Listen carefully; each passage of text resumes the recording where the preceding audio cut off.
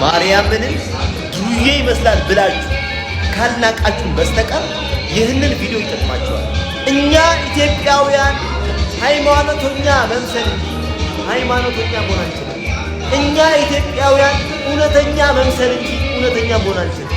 እኛ ኢትዮጵያውያን ጥሩ ሰው መምሰል እንጂ ጥሩ ሰው መሆን አንችልም። እኛ ኢትዮጵያውያን ሰው ከነነብሱ እንደ በግ የምናርድ ሰዎች ነው። እኛ ኢትዮጵያውያን ሃይማኖታችንን ለመከላከል ሰው የምናርድ ሰዎች ሆነናል። እኛ ኢትዮጵያውያን ሰው ከነነብሱ ጠብሰን የምናቃጥር ሰዎች ሆነናል። እኛ ኢትዮጵያውያን ሕፃናት ገና ያላደጉ ሕፃናቶችን ከነነብሳቸው የምናርድ ሰዎች ሆነናል። እኛ ኢትዮጵያውያን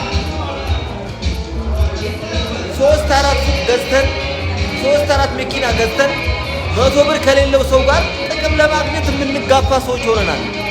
ቄሱ ማስመሳይ፣ ባለስልጣኑ ማስመሳይ፣ ልቅሶ ማስመሳይ፣ ወጣቱ ማስመሳይ፣ ሀብታሙ ማስመሳይ፣ ድሃው ማስመሳይ፣ መቀኛ፣ ሁሉም ሰው እርስ በርሱ ተበቃኝቶ ነው የሚኖረው። አንድ ፉቅ ያለበት ሰው ካለ ፉቅ ካለው ሰው ጋር የሆነ ጥላል እንዲህ ያያዛል። ጉሊት የሚሸጡ ሴቶች ራሱ ማለት ነው እዚህ ጋር ተቀምጣ ጉሊት ቲማቲም ትሸጣለች፣ እዚህ ጋር ተቀምጣ ጉሊት ቲማቲም ትሸጣለች። እርስ በርሳቸው ይመቃኛሉ። እርስ በርሳቸው ግን ማለት ነው አንዷ እንዳትሸጥ መቀኛ ትሆናለች። ሁለት ምግብ ቤት ያላቸው ሰዎች ካሉ እርስ በርሳቸው ይመቃኛሉ። አንዱ ከሸጠ አንዱ አይኑ እንደሚሞላል። ሁለት ተመሳሳይ ስራ ያላቸው ሀበሾች ካሉ ኢትዮጵያውያን ካሉ እርስ በርሳቸው መቀኞች ናቸው። ዋይ እሱ ስለሰራ እኮ አንተ ዳር እሱ ሀብታም ስለሆነ እኮ አንተ ዳር የራስ ያስቀመጣል ፈጣሪ ያለ ሁሉም ነገር እየሆናችሁ ታዲያ እያስመሰላችሁ እንደሆናችሁ እያስመሰላችሁ ዳዘር ውስጥህ ካልነጻ ውስጥህ ንጹህ ካልሆነ ልብ ንጹህ ካልሆነ ብትጾም ብትሰግድ ቤተ ክርስቲያን ብትሄድ መስጊድ ብትሄድ ምንም አታመጣም። ሰው እየነቀልክ መቀኛ እየሆንክ ውሸታም እየሆንክ ተንኮለኛ እየሆንክ እንዴት ፈጣሪ ይቀበላል?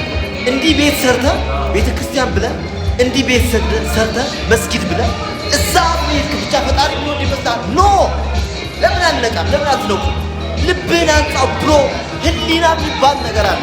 ህሊና ነው ፈጣሪ፣ ህሊና ነው ሃይማኖት። የኔ ሃይማኖት ትክክል ነው፣ የኔ ሃይማኖት ትክክል ነው ያ እንደዚህ ታደርጋለህ እንዴ? ኖ ብራዘር፣ እንደዛ አይደለም። ኦርቶዶክስ ስለሆንክ አይደለም የምትጸድቀው፣ ሙስሊም ስለሆንክ አይደለም የምትጸድቀው፣ ጴንጤ ስለሆንክ አይደለም የምትጸድቀው። ብሮ ሰው መሰል እባብ ሁናችሁ እንዴት ትጸድቃላችሁ? ለምን ቤተ ክርስቲያን ላይ ሄደህ 3 ወር አትተኛም?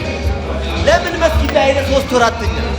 ልብህ ካልነጻ ዋጋ ያለው ትክክለኛ ፈጣሪ መምሰል ከፈለግ ልብህ ንጹህ አድርጎ ጥሩ ነገር ተመኝ። የሰው መጥፎ ነገር ስታይ እዘን፣ ሰው ሲደሰት ተደሰት።